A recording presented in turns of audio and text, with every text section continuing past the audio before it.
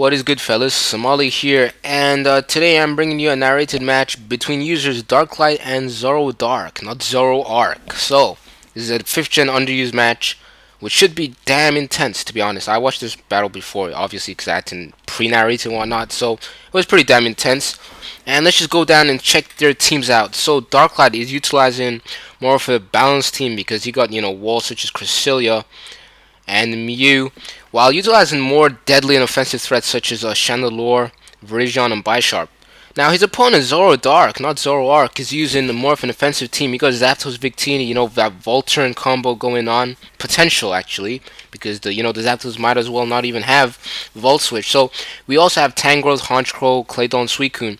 So, obviously, I would probably say bulky offense, to be honest. So, let's just see how this goes, shall we? So, Victini against Virizion. Virizion obviously does not want to stay in because, the V-Crate, and most Victinis tend to be scarfed. So, taking this into account, he's going to go into Chandelure to get that free Flash Fire boost. And good on ZoroDark, not predicting too early. However, he could have probably just gone for that Zen Headbutt because if he was Adamant Nature, it does hit KO Virizion anyway. And it would 2-hit KO the Chandelure. Virizion is now going to come back in because he wants to be taking that Suicune's hit, but Scald as usual is going to be burning something, and Virizion's the victim. But thank God Virizion is not a physical set, or else it would have really been crippled by that burn. It's more of a special set. It could be mixed, we do not know yet, because it dies right now to Victini. I guess he stayed in probably thinking first time, okay, the guy went for V-Crate. Second time he might U-turn predicting the Chandelure switch. But then Headbutt, 2-hit kill Chandelure anyway. So, Bisharp is going to take advantage of the Victini being, locked into Zen Headbutt. You can go for Swords-On. Sucker Punch combo does fail because the Suicune does indeed reveal that it has the substitute. Now, because it has substitute, it can PP stall the Sucker Punches if it wanted to. And right here, ZoroDark is trying to get that burn with Scald, but unfortunately it does not. Lucky break for Bisharp because Bisharp is pretty damn, well, it is faster in this case. It's going to be going for the Brick Breaks, not going for the Sucker Punch because he kind of followed the pattern ZoroDark is playing. Just going to go for the subs, trying to dodge them Sucker Punches. But, yeah, so I think that turn he should have gone for the Sucker Punch. I guess it was no harm because he could have just broken the sub. The turn after the Brick Break is faster, but Suicune's gonna go for the rest, and it was really questionable play why someone would bring him on top on Suicune, but he reveals to be a Life Orb variant, does a hefty amount of damage, and even does a lot to Claydol, which I'm assuming is probably max HP, max defense, Bald Nature. But yeah, him on top has to switch out. Gonna go into Chandelure, and ZoroDark, not ZoroArk, wants that Stealth Rock ASAP because of the Chandelure. Chandelure obviously does not appreciate the fact that Rocks is up on the field because it loses 25%. Hunter's going to come in predicting that Shadow Ball nicely. If I was Darklight, I would just gone for the Fire Blast because it does 2-hit KO Claydol, and it would have done a lot of damage to Suicune anyway. So right here, he's going to bring in the Hitmontop to go for the Fake Out. I don't know, maybe he thought Fake Out could flinch the Hitmontop, or maybe just wanted to break the sub because, yeah, Fake Out does not flinch a Pokemon behind a sub. So Honchkrow right now is going to go down because this Cresselia is actually faster.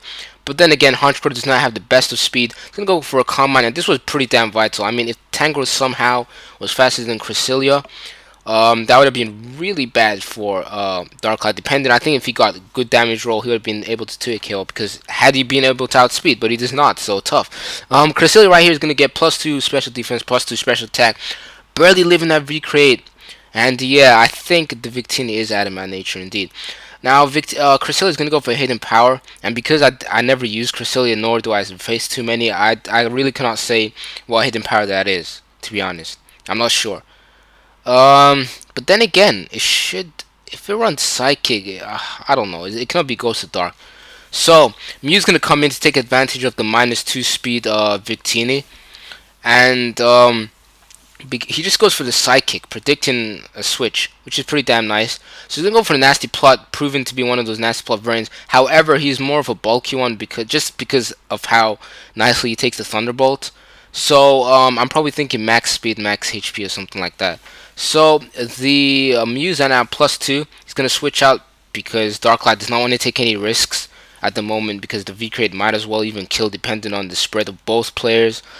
Not to mention that at that point, ZoroDark, aka not ZoroArk, had to go for that V crate. He really could not afford to mispredict because that would have lost him the game at that point. So he had to go for V crate. This guy gets the flash fire boost, goes for the shadow ball because he does not need to go for the for the fire blast because everything on the team is 2-hit killed or all-hit killed by the shadow ball.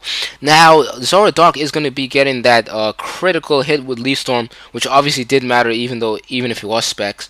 But whatever, because now Mew's going to come in and he can take advantage of this -2 Leaf Stormed Tangrowth. You know, pile of leaves and vines are intertangled into each other.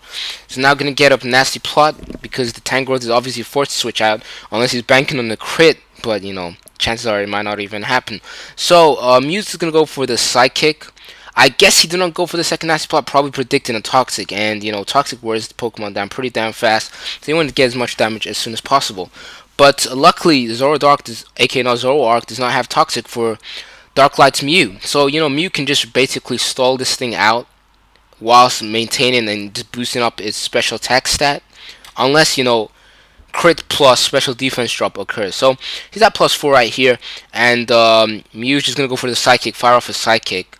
Just trying to see how much damage it does. And it's a solid 2-hit kill from this point. So, going for that softball because obviously living that V-Crate is pretty damn vital. It's pretty much game. If the Victini does be able to take out the Mew, which I really doubt at this range. So right here, Victini is going to go for V-Crate. Will it kill? Nope. Nope, sons. So, V-Crate is going to live. I mean, what am I saying? Mew's going to live and go for Sidekick and kaboom. You know, -1 special defense Victini versus, was it +4, +6 Mew? No chance. Nuh-uh. So this thing's gonna die, and the heavier they are, the harder they fall, I guess. Hope you guys enjoyed this narration, battle, you know, whatever. Subscribe to the PO Simulator and whatnot. Peace.